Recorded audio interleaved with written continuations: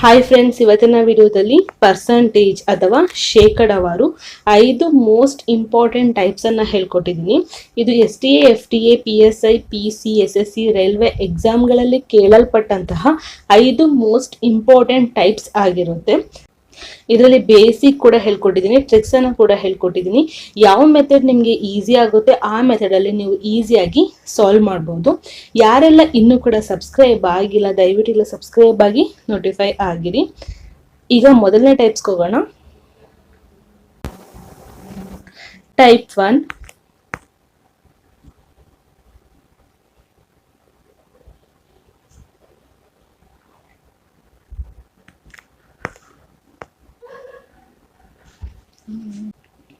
ಬೇಳೆಕಾಳಿನ ಬೆಲೆಯಲ್ಲಿ 25% ಇಳಿಕೆಯಾದ ಕಾರಣ ಒಬ್ಬ ವ್ಯಕ್ತಿಯು 600ಕ್ಕೆ 2 ಕೆಜಿ ಹೆಚ್ಚು ಖರೀದಿಸಬಹುದು.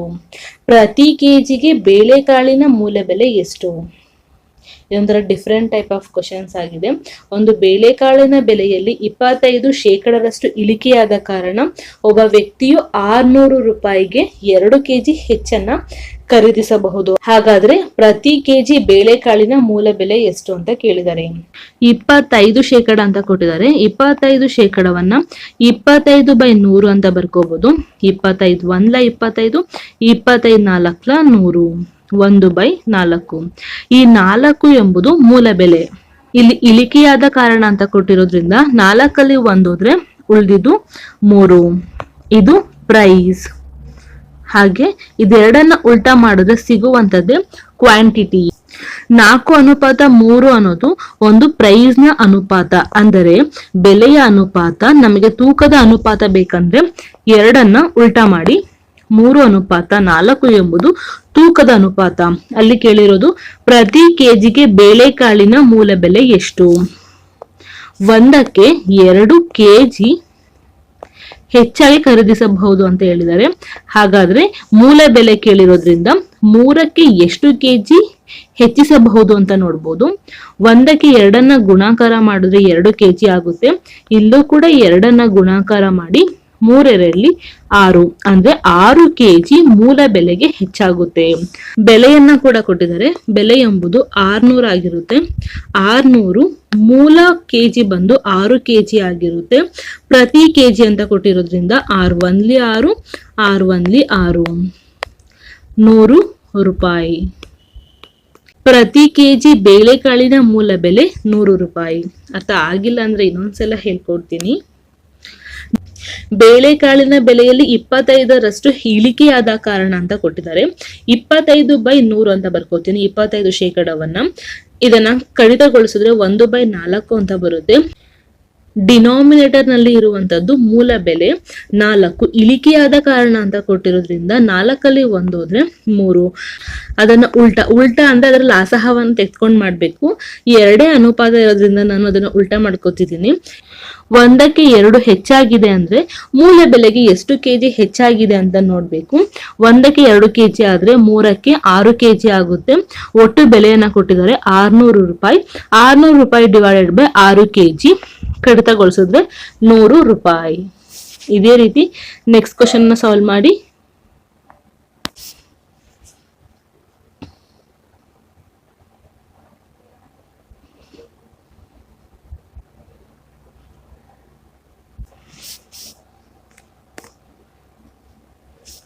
ಬೆಲೆಯಲ್ಲಿ 10% ಇಳಿಕೆಯಾದ ಕಾರಣ ಒಬ್ಬ ಖರೀದಿದಾರನು 360ಕ್ಕೆ 4 ಕೆಜಿ ಹೆಚ್ಚು ಪಡೆಯಲು ಸಾಧ್ಯವಾಗುತ್ತದೆ.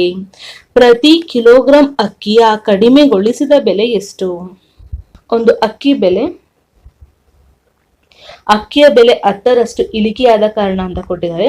10%ವನ್ನ 10/100 ಅಂತ ಬರ್ಕೋಬಹುದು. 0 ಕ್ಯಾನ್ಸಲ್ ಆಗುತ್ತೆ. 1/10.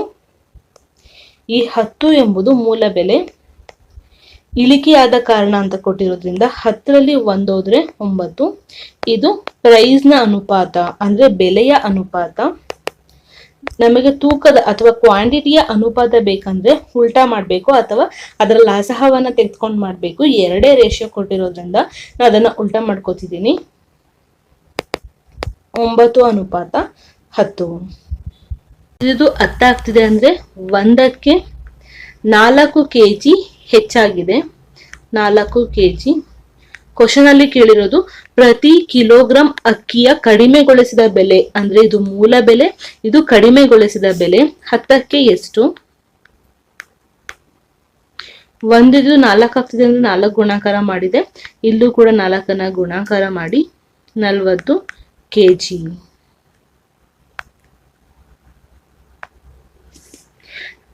360ಕ್ಕೆ ಅಂತ ಕೊಟ್ಟಿರೋದ್ರಿಂದ 360/40.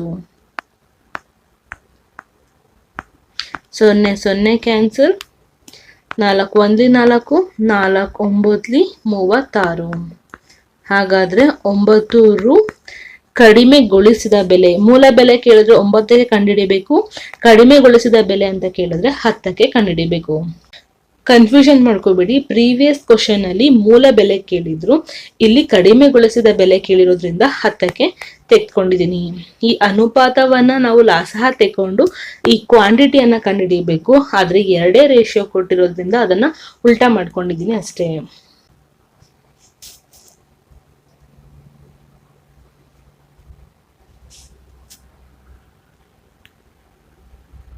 ಇದು ಹೋಮ್ವರ್ಕ್ ಕ್ವಶನ್ ನೋಡಿ. ಇಲ್ಲಿ ಮೂಲ ಬೆಲೆ ಕೇಳಿದ್ದಾರೆ. ಕ್ವಶನ್ ಅನ್ನ ನೀಟಾಗಿ ಅರ್ಥ ಮಾಡ್ಕೊಳ್ಳಿ. ಮೂಲ ಬೆಲೆ ಕೇಳಿದಾರ ಅಥವಾ ಕಡಿಮೆಗೊಳಿಸಿದ ಬೆಲೆ ಕೇಳಿದಾರ ಅಂತ ಅದನ್ನ ನೋಡ್ಕೊಂಡು ನಾವು ಸಾಲ್ವ್ ಮಾಡ್ಬೇಕಾಗುತ್ತೆ. ನೆಕ್ಸ್ಟ್ ಟೈಪ್ ಹೋಗೋಣ. ಟೈಪ್ 2.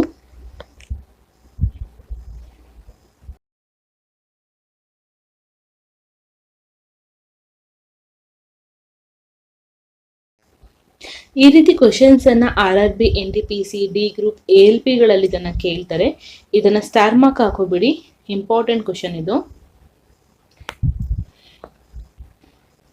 ಸಿಲಿಂಡರ್ನ ಎತ್ತರವನ್ನ 20% ಹೆಚ್ಚಿಸಿದರೆ, ತ್ರಿಜ್ಯವನ್ನ 10% ಕಡಿಮೆ ಮಾಡಿದರೆ ಅದರ ವಕ್ರ ಮೇಲ್ಮೈ ವಿಸ್ತೀರ್ಣ ಅಥವಾ ಕ್ರಾಸ್ ಸೆಕ್ಷನಲ್ ಏರಿಯಾ ಮೇಲೆ ಶೇಕಡಾವಾರು ಪ್ರಮಾಣವೇನು ಅಂತ ಕೇಳಿದ್ದಾರೆ. ಒಂದು ಸಿಲಿಂಡರ್ ಇದೆ, ಆ ಸಿಲಿಂಡರ್ನ ಎತ್ತರ ಅಂದ್ರೆ ಇದು, ಈ ಸಿಲಿಂಡರ್ನ ಎತ್ತರವನ್ನ 20% ಹೆಚ್ಚಿಸಿದ್ದಾರೆ. ತ್ರಿಜ್ಯ ಅಂದ್ರೆ ಇದು, ತ್ರಿಜ್ಯವನ್ನ 10% ಕಡಿಮೆ ಮಾಡಿದ್ದಾರೆ. ಹಾಗಾದ್ರೆ ವಕ್ರ ಮೇಲ್ಮೈ ವಿಸ್ತೀರ್ಣದ ಮೇಲೆ ಶೇಕಡಾವಾರು ಎಷ್ಟು ಪ್ರಮಾಣವನ್ನ ಬೀಳುತ್ತೆ ಅಂತ ಕ್ವಶನ್ಸ್ ಅಲ್ಲಿ ಕೇಳಿದ್ದಾರೆ. ಇದಕ್ಕೆ ಒಂದು ಸೂತ್ರ ಇದೆ, ಇದು ಶಾರ್ಟ್ ಟ್ರಿಕ್ಸ್.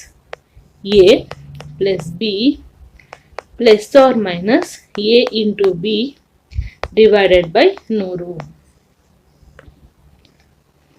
A ಅಂದ್ರೆ 20%, B ಅಂದ್ರೆ 10%, A ಅಂದ್ರೆ 20, B ಅಂದ್ರೆ 10%. ಈ ಒಂದು ಫಾರ್ಮುಲಾನ ನಾವು ಯೂಸ್ ಮಾಡಿಕೊಂಡು ಸಾಲ್ವ್ ಮಾಡೋಣ.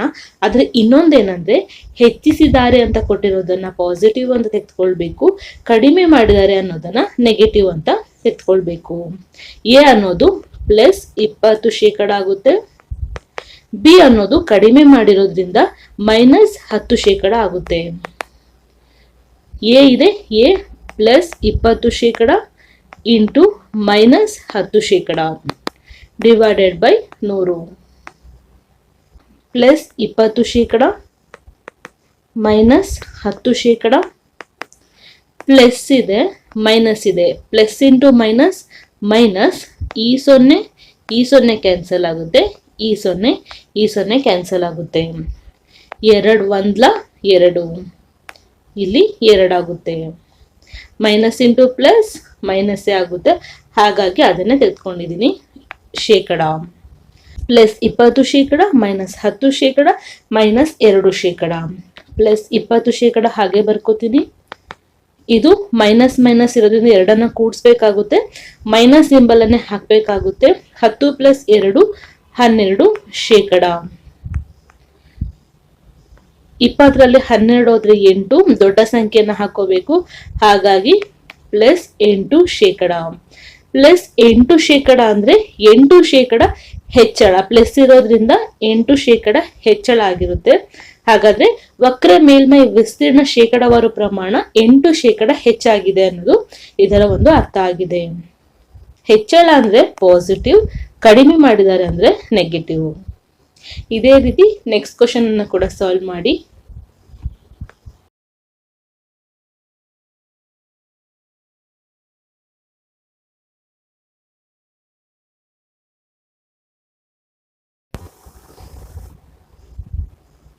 ಸೇಮ್ ಅದೇ ರೀತಿ ಇದೆ ಕ್ವಶನ್, ಬಟ್ ಸ್ವಲ್ಪ ಟ್ರಿಕ್ಸ್ ಅನ್ನ ಕೊಟ್ಟಿದ್ದಾರೆ. ಎರಡರಲ್ಲೂ ಕೂಡ ಹೆಚ್ಚಿಸಿದ್ದಾರೆ. ಎರಡನ್ನ ಕೂಡ ನೀವು ಇಲ್ಲಿ ಪಾಸಿಟಿವ್ ಆಗಿ ತಗೋಬೇಕು.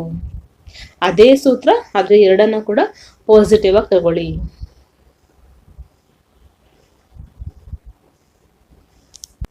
ಸಿಲಿಂಡರ್ನ ಎತ್ತರವನ್ನ 25% ಹೆಚ್ಚಿಸಿದ್ದಾರೆ, ತ್ರಿಜ್ಯವನ್ನ 20% ಹೆಚ್ಚಿಸಿದ್ದಾರೆ. ಹಾಗಾದ್ರೆ ವಕ್ರ ಮೇಲ್ಮೈ ವಿಸ್ತೀರ್ಣದ ಮೇಲೆ ಶೇಕಡವಾರು ಪ್ರಮಾಣವೇನು?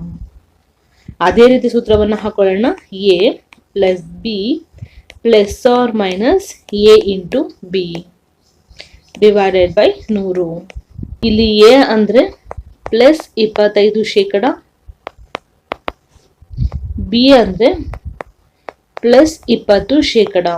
ಎರಡು ಕೂಡ ಹೆಚ್ಚಾಗಿದೆ ಅನ್ನೋ ಕಾರಣಕ್ಕೋಸ್ಕರ ಪ್ಲಸ್ ಪ್ಲಸ್ ತೆಗೆದುಕೊಳ್ತಿದ್ದೀನಿ. Plus 25% plus 20%, plus into plus ಪ್ಲಸ್ಸೇ ಆಗುತ್ತೆ.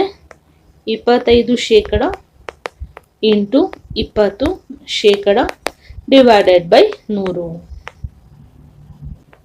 ಇದೆರಡನ್ನ ಕೂಡಿಸಿ ಪ್ಲಸ್ 45%, 25 1 25, 25 4 100, 4 1 4, 4 5 20 ಪ್ಲಸ್ ಹಾಗೆ ಇದೆ ಪ್ಲಸ್ 5%. ಎರಡನ್ನ ಕೂಡಿಸಿ ಎರಡು ಪ್ಲಸ್ ಇರೋದ್ರಿಂದ 45 ಪ್ಲಸ್ 5% 50%. ಪ್ಲಸ್ ಹಾಗೆ ಹಾಕೊಳ್ಳೋಣ, ಪ್ಲಸ್ ಇರೋದ್ರಿಂದ 50% ಹೆಚ್ಚಳ. ಅದೇ ಮೈನಸ್ ಇದ್ರೆ 50% ಕಡಿಮೆ. ಹಾಗಾದ್ರೆ ಸರಿಯಾದ ಉತ್ತರ ಆಪ್ಷನ್ ಬಿ 50% ಹೆಚ್ಚಳ. ಈ ಸೂತ್ರವನ್ನು ನೆನ್ಪಿಟ್ಕೊಳ್ಳಿ.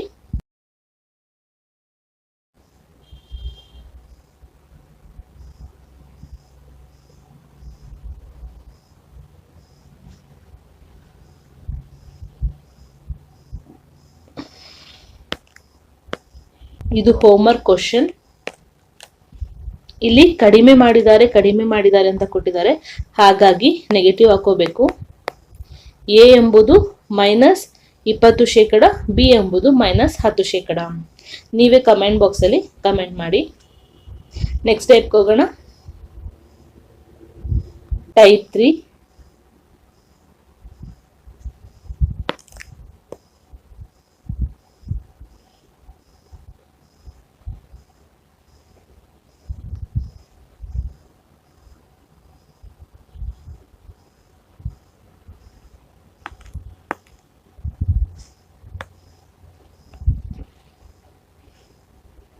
ಎರಡು ಸಾವಿರರಲ್ಲಿ ಒಂದು ಹಳ್ಳಿಯ ಜನಸಂಖ್ಯೆ 10,000 ಇತ್ತು. ಇದು ಸತತ 2 ವರ್ಷಗಳಲ್ಲಿ 10% ಹೆಚ್ಚಾದರೆ 2002ರಲ್ಲಿ ಜನಸಂಖ್ಯೆ ಎಷ್ಟಾಗಿತ್ತು? ಅಂದ್ರೆ ಮೊದಲು 2000 ಇಸವಿಯಲ್ಲಿ ಒಂದು ಹಳ್ಳಿಯ ಜನಸಂಖ್ಯೆ 10,000 ಇತ್ತು. ಸತತವಾಗಿ 2 ವರ್ಷಗಳಲ್ಲಿ ಅಂದ್ರೆ ಮೊದಲನೇ ವರ್ಷ 10% ಹೆಚ್ಚಳವಾಗಿದೆ, ಎರಡನೇ ವರ್ಷ ಕೂಡ 10% ಹೆಚ್ಚಳವಾಗಿದೆ. ಹಾಗಾದ್ರೆ 2002ನೇ ಇಸವಿಯಲ್ಲಿ ಎಷ್ಟು ಜನಸಂಖ್ಯೆ ಆಗಿದೆ ಅನ್ನೋದನ್ನ ಕಂಡು ಹಿಡಿಬೇಕು. ಹಾಗಾದ್ರೆ 2002ರ ಇಸವಿಯಲ್ಲಿ ಎಷ್ಟು ಜನಸಂಖ್ಯೆ ಆಗಿದೆ ಎಂಬುದನ್ನ ನಾವಿಲ್ಲಿ ಕಂಡುಹಿಡಿಬೇಕು. ಈಸಿ ಇದೆ. 10,000 2000 ಇಸವಿಯಲ್ಲಿ ಇದ್ದಂತಹ ಜನಸಂಖ್ಯೆ ಮೊದಲನೇ ವರ್ಷ ಅಂದರೆ 10 ವರ್ಷ ಇನ್ಕ್ರೀಸ್ ಆಗಿದೆ, ಹೆಚ್ಚಾಗಿದೆ ಅಂತ ಕೊಟ್ಟಿದ್ದಾರೆ. 100ಕ್ಕೆ 10%ವನ್ನ ಕೂಡಿಸಿದ್ರೆ 110% ಆಗಿರುತ್ತೆ. ಶೇಕಡ ಅಂತ ಕೊಟ್ಟಿರೋದ್ರಿಂದ 110 ಡಿವೈಡೆಡ್ ಬೈ 100 ಅಂತ ತೆಗೆದುಕೊಳ್ತಿದ್ದೀನಿ. ಇಂಟು ನಂತರದ ವರ್ಷದಲ್ಲಿ ಅಂದ್ರೆ ಇದು ಮೊದಲನೇ ವರ್ಷ, ಇದು ಎರಡನೇ ವರ್ಷದಲ್ಲಿ ಅಲ್ಲೂ ಕೂಡ ಶೇಕಡ ಹೆಚ್ಚಾಗಿದೆ ಅಂತ ಕೊಟ್ಟಿದ್ದಾರೆ. ಹಾಗಾಗಿ 100 ಪ್ಲಸ್ 10 110% ಶೇಕಡ ಇರೋದ್ರಿಂದ ಡಿವೈಡೆಡ್ ಬೈ 100 ಹಾಕೊಳ್ತಿದ್ದೀನಿ. ಕಾಟ್ ಮಾಡಿ 1 2 3 4 0 1 2 3 4 0 ಆಗುತ್ತೆ. ಇಲ್ಲಿ 1 ಏನು ಇಲ್ಲ. 11 ಇಂಟು 11 ಮಾಡಿ 121 ಬರುತ್ತೆ. 2 0 ಹಾಗೆ ಇದೆ, 2 0 ಹಾಗೆ ಹಾಕೋತಿದ್ದೀನಿ. ಹಾಗಾದ್ರೆ 2002ನೇ ಇಸವಿಯಲ್ಲಿ ಜನಸಂಖ್ಯೆ 12,100 ಆಗಿರುತ್ತದೆ. ಇಲ್ಲಿ ಇನ್ಕ್ರೀಸ್ ಅಂದ್ರೆ ಹೆಚ್ಚಳವಾಗಿದೆ ಅಂತ ಕೊಟ್ಟಿರೋದ್ರಿಂದ 100 ಪ್ಲಸ್ 10% ತೆಗೆದುಕೊಳ್ತಿದ್ದೀನಿ. ಇಲ್ಲಿ ಕಡಿಮೆ ಆಗಿದೆ ಅಂತ ಕೊಟ್ಟಿದ್ರೆ 100% ಮೈನಸ್ 10% ಅಂತ ಹಾಕೊಳ್ತಿದೆ. ಹೆಚ್ಚಾಗಿದೆ ಅಂತ ಕೊಟ್ಟಿರೋದ್ರಿಂದ 100% ಪ್ಲಸ್ 10% ಅಂತ ಹಾಕೊಳ್ತಿದ್ದೀನಿ. ಕನ್ಫ್ಯೂಷನ್ ಮಾಡ್ಕೋಬೇಡಿ. ಹೆಚ್ಚಾಗಿದೆ ಅಂದ್ರೆ ಪ್ಲಸ್, ಕಡಿಮೆ ಆಗಿದೆ ಅಂದ್ರೆ ಮೈನಸ್.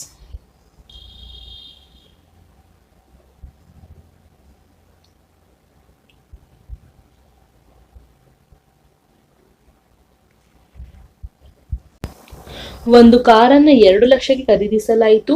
ಮೊದಲ 2 ವರ್ಷಗಳಲ್ಲಿ ಪ್ರತಿ ವರ್ಷ ಅದರ ಮೌಲ್ಯವು 20% ಹೆಚ್ಚಾಯಿತು.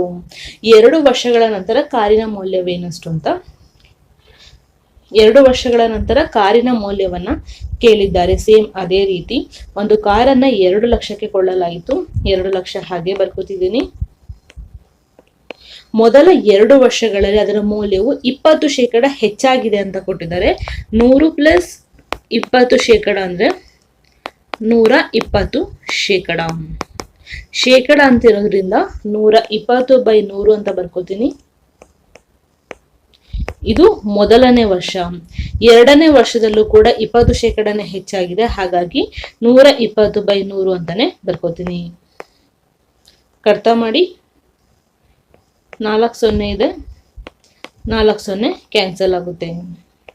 12 × 12 ಮಾಡಿದ್ರೆ 144, 2 0 ಹಾಗೆ ಬರ್ಕೋತಿದ್ದೀನಿ. ಇಂಟು 20, 2 × 144 ಗುಣಾಕಾರ ಮಾಡಿ.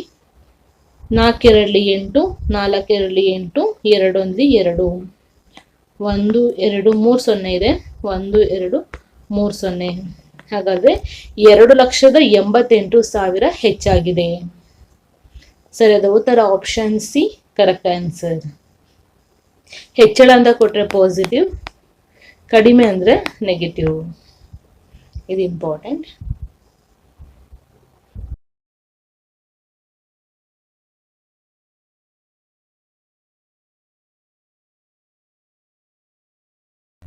ಇದು ಹೋಮ್ವರ್ಕ್ ಕ್ವಶನ್, ನೀವು ಸಾಲ್ವ್ ಮಾಡಬೇಕು. ಕಮೆಂಟ್ ಬಾಕ್ಸ್ ನಲ್ಲಿ ಕಮೆಂಟ್ ಮಾಡಿ.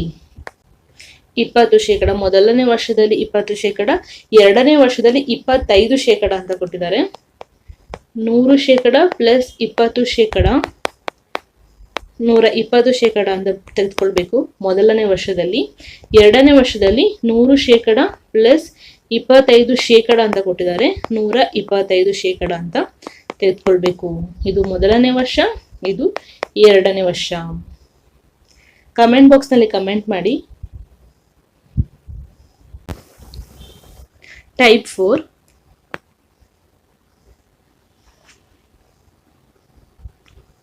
ಇದೊಂಥರ different type of question, but ಇದು ಕೂಡ ಇಂಪಾರ್ಟೆಂಟ್. ಒಂದು ಗುಂಪಿನಲ್ಲಿ 40% ಜನರು ಚಹಾವನ್ನು, 30% ಜನರು ಕಾಫಿಯನ್ನು ಮತ್ತು 10% ಜನರು ಎರಡರನ್ನು ಕೂಡ ಇಷ್ಟಪಡುತ್ತಾರೆ. ಇವುಗಳಲ್ಲಿ ಕನಿಷ್ಠ ಒಂದನ್ನು ಮಾತ್ರ ಇಷ್ಟಪಡುವವರ ಜನಸಂಖ್ಯೆಯ ಶೇಕಡಾವಾರು ಎಷ್ಟು ಅಂತ ಕೇಳಿದ್ದಾರೆ. ಇದರಲ್ಲಿ 2 ಟೈಪ್ಸ್ ಅನ್ನ ಹೇಳ್ಕೊಡ್ತೀನಿ. ಯಾವ್ದು ಈಸಿ ಆಗುತ್ತೆ ಆ ಟೈಪ್ಸ್ ಅನ್ನ ನೀವು ಯೂಸ್ ಮಾಡ್ಕೋಬಹುದು. ಮೊದಲನೇ ಮೆಥಡ್ ಡಯಾಗ್ರಾಮ್ ಮೂಲಕ. ಇದು ಟೀ ಅಂದ್ರೆ ಚಹಾವನ್ನ ಇಷ್ಟಪಡುವಂತವರು, ಇದು ಕಾಫಿಯನ್ನ ಮಾತ್ರ ಇಷ್ಟಪಡುವಂತವರು. ಈ ಮಧ್ಯದಲ್ಲಿರೋದು ಟೀ ಮತ್ತು ಕಾಫಿ ಎರಡರನ್ನು ಕೂಡ ಇಷ್ಟಪಡುವಂತವರು. 10% ಎಂಬುದು ಚಹಾ ಮತ್ತು ಕಾಫಿ ಎರಡರನ್ನು ಇಷ್ಟಪಡುವವರಾಗಿರೋದ್ರಿಂದ ಅದನ್ನ ಮಧ್ಯದಲ್ಲಿ ಹಾಕೊಳ್ತಿದ್ದೀನಿ. ಚಹಾವನ್ನ 40% ಅಂತ ಕೊಟ್ಟಿರೋದ್ರಿಂದ 40% ಮೈನಸ್ 10% ಮಾಡಿದ್ರೆ 30% ಎಂಬುದು ಬರೀ ಚಹಾವನ್ನ ಮಾತ್ರ ಕುಡಿಯುವಂತವರು. ಇಲ್ಲಿ ಹಾಕೋತಿದ್ದೀನಿ 30%. ಕಾಫಿಯನ್ನ 30% ಕುಡಿಯುತ್ತಾರೆ. 30% ಮೈನಸ್ 10% ಮಾಡಿದ್ರೆ 20%. ಕಾಫಿಯನ್ನ ಮಾತ್ರ ಕುಡಿಯುವಂತವರು 20% ಆಗಿರುತ್ತೆ. ಇವುಗಳಲ್ಲಿ ಕನಿಷ್ಠ ಒಂದನ್ನು ಮಾತ್ರ ಇಷ್ಟಪಡುವವರ ಜನಸಂಖ್ಯೆ ಶೇಕಡಾವಾರು ಎಷ್ಟು ಅಂತ ಕೇಳಿದ್ದಾರೆ. ಕ್ವಶನ್ ಅಲ್ಲಿ ಕೇಳಿರೋದು ಕನಿಷ್ಠ ಒಂದನ್ನು ಮಾತ್ರ ಅಂತ ಕೊಟ್ಟಿರೋದ್ರಿಂದ ಎಲ್ಲವನ್ನ ಕೂಡಿಸ್ಕೊಳ್ಬೇಕಾಗುತ್ತೆ. 30% ಪ್ಲಸ್ 10% ಪ್ಲಸ್ 20%. 30 plus 10 40, 40 plus 20 60%. ಕನಿಷ್ಠ ಒಂದನ್ನು ಮಾತ್ರ ಇಷ್ಟಪಡುವವರ ಜನಸಂಖ್ಯೆ ಶೇಕಡಾವಾರು 60%. ಸರಿಯಾದ ಉತ್ತರ ಆಪ್ಷನ್ ಬಿ 60%. ಇದು ಟೈಪ್ 1 ಮೆಥಡ್. ಟೈಪ್ 2 ಮೆಥಡ್ ಹೇಳ್ಕೊಡ್ತೀನಿ, ಈಸಿ ಇದೆ. ಟೈಪ್ 2 ಮೆಥಡ್ ಟ್ರಿಕ್ಸ್ ಆಗಿದೆ. ಒಂದು ಗುಂಪಿನಲ್ಲಿ ಚಹಾ ಅಂದ್ರೆ ಟೀ, ಕಾಫಿ, ಟೀ ಮತ್ತು ಕಾಫಿ ಎರಡನ್ನ ಕುಡಿಯುವವರ ಜನಸಂಖ್ಯೆ. ಟೀ ಅಂದ್ರೆ 40% ಪ್ಲಸ್ ಕಾಫಿ ಅಂದ್ರೆ 30% ಮೈನಸ್ 10%. ಟೀ 40, ಕಾಫಿ 30, ಎರಡು ಕುಡಿಯುವವರ ಸಂಖ್ಯೆ 10%. 40 ಪ್ಲಸ್ 30 70% ಮೈನಸ್ 10%. 70ರಲ್ಲಿ 10 ಹೋದ್ರೆ 60%. ಹಾಗಾದ್ರೆ ಸರಿಯಾದ ಉತ್ತರ ಆಪ್ಷನ್ ಬಿ 60%. ಇದು ಟ್ರಿಕ್, ಇದನ್ನೇ ಯೂಸ್ ಮಾಡಿ ಈಸಿ ಆಗುತ್ತೆ. ನೆಕ್ಸ್ಟ್ ಇದೇ ರೀತಿ ಸಾಲ್ವ್ ಮಾಡಿ.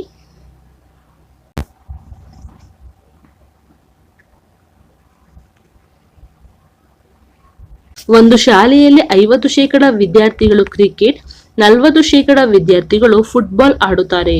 20% ವಿದ್ಯಾರ್ಥಿಗಳು ಎರಡರನ್ನು ಕೂಡ ಆಡುತ್ತಾರೆ. ಎಷ್ಟು ಶೇಕಡ ವಿದ್ಯಾರ್ಥಿಗಳು ಕನಿಷ್ಠ ಒಂದನ್ನು ಆಟ ಆಡುತ್ತಾರೆ? ಟ್ರಿಕ್ಸ್ ಅನ್ನ ಯೂಸ್ ಮಾಡ್ತೀನಿ. Cricket, football, cricket and football. Cricket 50% plus football 40% minus cricket plus football ಎರಡರನ್ನು ಕೂಡ 20%. 50 ಪ್ಲಸ್ 40 90% ಮೈನಸ್ 20%. 90ರಲ್ಲಿ 20 ಹೋದ್ರೆ 70%.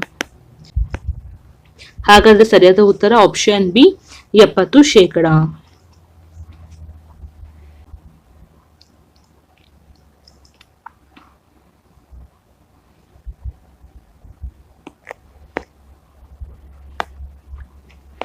ಇದು ಹೋಮ್ವರ್ಕ್ ಕ್ವಶನ್. ಕಮೆಂಟ್ ಬಾಕ್ಸ್ ನಲ್ಲಿ ಕಮೆಂಟ್ ಮಾಡಿ. English 70%, Hindi 50%, English and Hindi 40%. Next type ಹೋಗೋಣ. ಟೈಪ್ 5.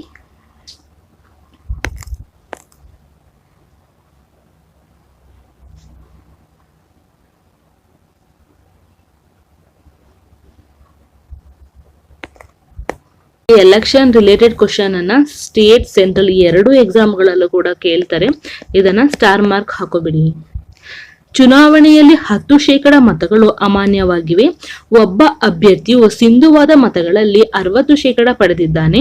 ಒಟ್ಟು 20,000 ಮತಗಳು ಚಲಾವಣೆಯಾಗಿದ್ದರೆ ಇನ್ನೊಬ್ಬ ಅಭ್ಯರ್ಥಿಗೆ ಸಿಕ್ಕ ಸಿಂಧುವಾದ ಮತಗಳೆಷ್ಟು? ಸಿಂಧುವಾದ ಅಂದ್ರೆ ವ್ಯಾಲಿಡ್ ವೋಟ್ಗಳು.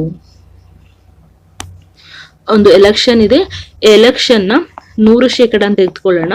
ಅದರಲ್ಲಿ 10% ಮತಗಳು ಅಮಾನ್ಯ ಅಂದ್ರೆ ಇನ್ವ್ಯಾಲಿಡ್ ಆಗಿದೆ. ಮೈನಸ್ 10% ಅಂತ ತೆಗೆದುಕೊಳ್ತೀನಿ.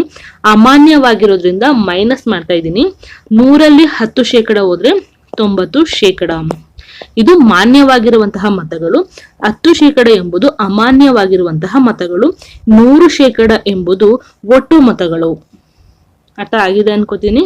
ಇದು ಟೋಟಲ್ ವೋಟ್ಸ್, ಇದು ಇನ್ವ್ಯಾಲಿಡ್ ವೋಟ್ಸ್, ಇದು ವ್ಯಾಲಿಡ್ ವೋಟ್ಸ್. ಒಟ್ಟು ಮತಗಳನ್ನ ಕೊಟ್ಟಿದ್ದಾರೆ. ಒಟ್ಟು ಮತಗಳು 20,000. ಇದರಲ್ಲಿ ಮಾನ್ಯವಾದ ಮತಗಳ ಶೇಕಡಾವಾರನ್ನ ಕಂಡಿದ್ದೀವಿ 90%, 90/100. ಸಿಂಧುವಾದ ಮತಗಳು ಮೊದಲನೇ ಅಭ್ಯರ್ಥಿದು 60% ಆಗಿದೆ ಅಂದ್ರೆ ಎರಡನೇ ಅಭ್ಯರ್ಥಿದು 40% ಆಗಿರ್ಲೇಬೇಕು. ಯಾಕಂದ್ರೆ 100ರಲ್ಲಿ 60 ಹೋದ್ರೆ ಉಳಿದಿದ್ದು 40 ಆಗಿರ್ಲೇಬೇಕು. ಹಾಗಾಗಿ ಮೊದಲನೇ ಅಭ್ಯರ್ಥಿದು 60% ಆಗಿದ್ರೆ ಎರಡನೇ ಅಭ್ಯರ್ಥಿದು 40% ಆಗಿರ್ಲೇಬೇಕು. ಇಲ್ಲಿ ಕೇಳಿರೋದು ಇನ್ನೊಬ್ಬ ಅಭ್ಯರ್ಥಿಗೆ ಸಿಕ್ಕ ಸಿಂಧುವಾದ ಮತಗಳು. ಹಾಗಾದ್ರೆ ಇಲ್ಲಿ 40% ಅಂತ ತೆಗೆದುಕೊಳ್ಬೇಕು. 40/100 ಕಟ್ತಾ ಮಾಡಿ. 1 2 3 4 1 2 3 4 0 ಕಾಟ್ ಆಗುತ್ತೆ. 9 4 36, 36 2 0 ಹಾಗೆ ಬರ್ಕೋತೀನಿ ಇಂಟು 2 ಗುಣಾಕಾರ ಮಾಡಿ 0 0 6 2 12 ಒಂದಷ್ಟು 3 2 6 ಪ್ಲಸ್ 1 7. ಹಾಗಾದ್ರೆ 7200 ಇನ್ನೊಬ್ಬ ಅಭ್ಯರ್ಥಿಗೆ ಸಿಕ್ಕ ಸಿಂಧುವಾದ ಮತಗಳು. ಸರಿಯಾದ ಉತ್ತರ ಆಪ್ಷನ್ ಎ ಕರೆಕ್ಟ್ ಆನ್ಸರ್. ಇದು ಇಂಪಾರ್ಟೆಂಟ್.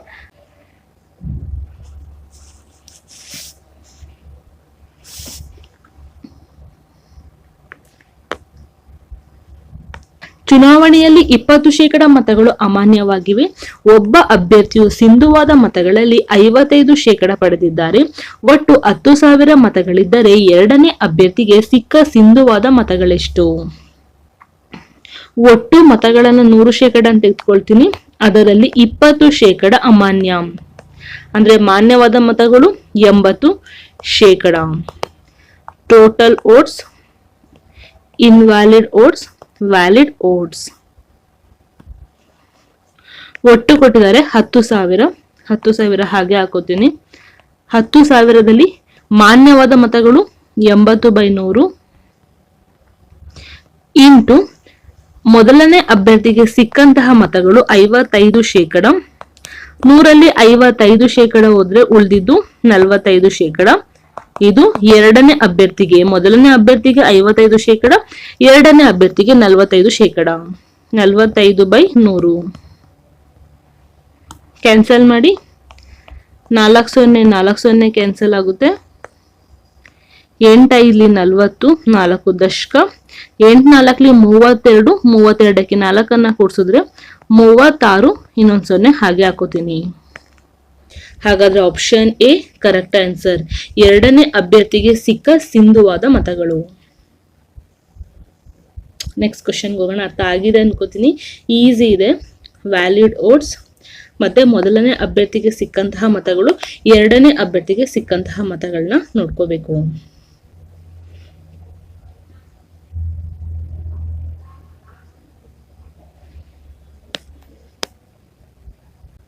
ಇದು ಹೋಮ್ವರ್ಕ್ ಕ್ವಶನ್. ಕಮೆಂಟ್ ಬಾಕ್ಸ್ ನಲ್ಲಿ ಕಮೆಂಟ್ ಮಾಡಿ. 5% ಅಂತ ಕೊಟ್ಟಿದ್ದಾರೆ. 100%ದಲ್ಲಿ 5% ಹೋದ್ರೆ 95% ಬರುತ್ತೆ. ಮೊದಲನೇ ಅಭ್ಯರ್ಥಿಗೆ 50%, ಎರಡನೇ ಅಭ್ಯರ್ಥಿಗೆ ಕೂಡ 50%ನೇ ಆಗುತ್ತೆ. ಸಾಲ್ವ್ ಮಾಡಿ ಆನ್ಸರ್ ಅನ್ನ ಕಮೆಂಟ್ ಬಾಕ್ಸ್ ನಲ್ಲಿ ಕಮೆಂಟ್ ಮಾಡಿ. ಇದಿಷ್ಟು ಮಾಹಿತಿ ಪರ್ಸೆಂಟೇಜ್ ಮೇಲೆ 5 ಇಂಪಾರ್ಟೆಂಟ್ ಟೈಪ್ಸ್ ಆಗಿರುತ್ತೆ. ಈ 5 ಇಂಪಾರ್ಟೆಂಟ್ ಟೈಪ್ಸ್ ಎಲ್ಲ ಎಕ್ಸಾಮ್ಸ್ ಅಲ್ಲೂ ಕೂಡ ಕೇಳ್ತಾರೆ. ಈಗಷ್ಟೇ ಕಾಲ್ ಆಗಿರುವಂತಹ PC ಎಕ್ಸಾಮ್ ಆಗಿರ್ಬೋದು, ಹಾಗೆ ಮುಂಬರುವಂತಹ ರೈಲ್ವೆ ಎಕ್ಸಾಮ್ಸ್ಗಳಿಗೆ ಇದು ತುಂಬಾ ಹೆಲ್ಪ್ಫುಲ್ ಆಗುತ್ತೆ. ಇನ್ನು ಮುಂದಿನ ತರಗತಿಗಳಲ್ಲಿ ಇದೇ ರೀತಿ ಇಂಪಾರ್ಟೆಂಟ್ ಟೈಪ್ಸ್ಗಳನ್ನ ತೆಗೆದುಕೊಂಡು ಬರ್ತೀನಿ. ನನ್ನ ವಿಡಿಯೋವನ್ನ ಕಂಟಿನ್ಯೂ ಆಗಿ ನೋಡಿ. ಯಾರೆಲ್ಲ ಇನ್ನೂ ಕೂಡ ಸಬ್ಸ್ಕ್ರೈಬ್ ಮಾಡ್ಕೊಂಡಿಲ್ಲ, ಸಬ್ಸ್ಕ್ರೈಬ್ ಮಾಡ್ಕೊಳ್ಳಿ. ಟೆಲಿಗ್ರಾಮ್ ಗ್ರೂಪ್ ಕೂಡ ಇದೆ. ಟೆಲಿಗ್ರಾಮ್ ಗ್ರೂಪ್ನ ಲಿಂಕ್ನ ಡಿಸ್ಕ್ರಿಪ್ಷನ್ ಬಾಕ್ಸಲ್ಲಿ ಹಾಕಿರ್ತೀನಿ, ನೀವು ಜಾಯಿನ್ ಕೂಡ ಆಗ್ಬೋದು. ಏನು ಹೋಮ್ವರ್ಕ್ ಕ್ವಶನ್ ಅನ್ನ ಕೊಟ್ಟಿದ್ದೀನಿ ಅದನ್ನ ಕಮೆಂಟ್ ಬಾಕ್ಸ್ ನಲ್ಲಿ ಕಮೆಂಟ್ ಮಾಡಿ. Thank you friends.